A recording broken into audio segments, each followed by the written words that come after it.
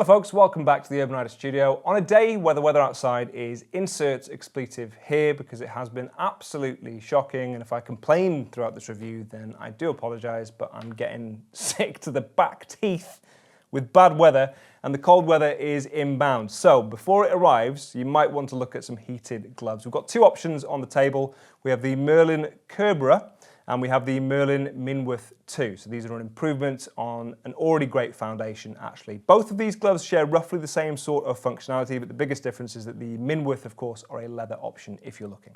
So what are the improvements that MERLIN have made to their heated gloves? Firstly, they've got a zip pouch to the outside, so that's easier to access than some other pockets I've seen in the past where it's a Velcro pouch on the inside, which can be a little bit fiddly, so extra functionality there.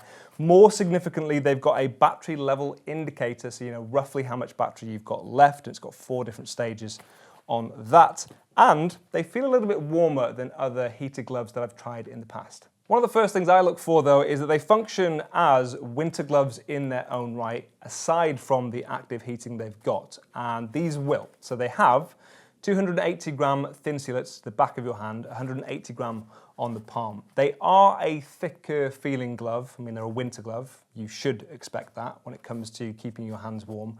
So they just feel like a regular pair of winter gloves. So even when you don't have the heating on, they're still going to do a decent job. And you might find on occasion that either you forget the battery or you don't want to bring it with you, or it's just not quite that cold, but you still need winter gloves.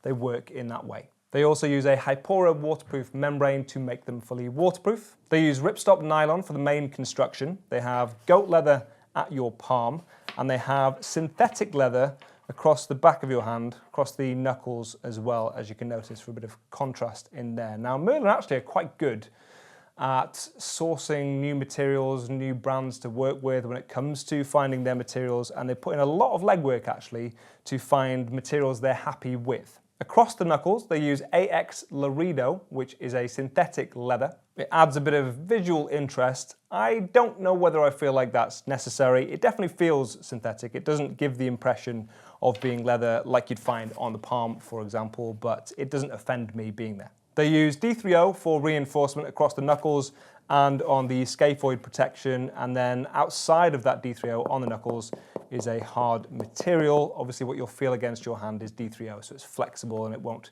impede your movement. The battery pouch is on the underside of your wrist, which is something you'll commonly find for heated gloves. Positioning it there means that as you bend your hand, you don't feel it across the back of your hand. It's much better on the underside. Something else you'll commonly find with heated gloves is the size of battery. So these are a 2,200 milliamp hour battery. They take 4.5 hours to charge fully, and they will give you 3.5 hours on the highest heat setting. They give you 4 hours on medium and 5 hours on the lowest heat setting, which actually even on these gloves, the lowest setting is pretty decent, but 3.5 hours, it's a rough guide. Obviously it depends somewhat on the conditions, but that still gives you a decent buffer zone where that should be fine for your ride. For myself, for example, commuting in, if it gives me an hour in and an hour back home, then generally speaking, I'll only have to charge it once in a day, which is all I'm really looking for from my batteries.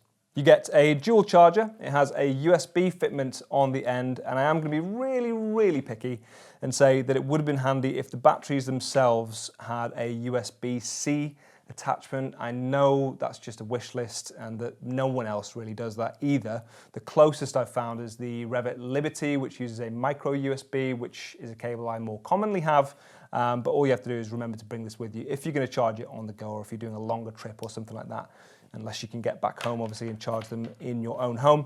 Now when it comes to the heat settings, they have 3 different temperatures. So they've got low, medium or high, and it is actually quite a warm feeling glove. Now with heated gloves, accepting the fact that I'm in a studio, and obviously these are perfect conditions, when you're on the bike and you've got a lot of wind chill to the back of your hand, it will heat the back of your hand.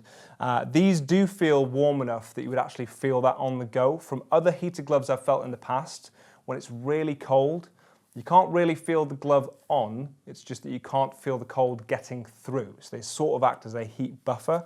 These feel a little bit warmer than other heated gloves I've tried in the past. So you've got 3 heat settings there. You just hold down that logo and it turns on. It will go to the hottest setting first, which can be handy. Obviously, for safety reasons, you should definitely be pulled over and stationary if you're going to turn these on or adjust it. I know that in practice, some of you are going to do it on the road, including myself in the past as well. So if you do that, obviously there's less stress if you know that it's going to go straight to the hottest setting. You don't have to worry about that too much. And it's really easy to use. And then you also have this battery level indicator on the outside there, as you can see. Speaking from my own personal experience for a moment, when I was commuting practically daily and I had to ride through the coldest days in the winter, one of the most worthwhile investments I ever made was a pair of heated gloves, because it transformed my hand comfort. It meant that I wasn't as rushed getting to work because I was just trying to get in to warm up my hands. So it is, if you can afford it, quite a worthwhile investment. Obviously, if you can't and you just want some winter gloves, we've got some great options as well. We've also got a best of winter gloves. If you want to check out that video, it will either be out now or very soon in the future. Have a little look yourself and have a little look at the reviews of this as well, because you'll find from other people's experience whether or not they like using heated gloves. Drop any comments you've got in the comments section. Links for everything can be found in the description, and I will see you soon.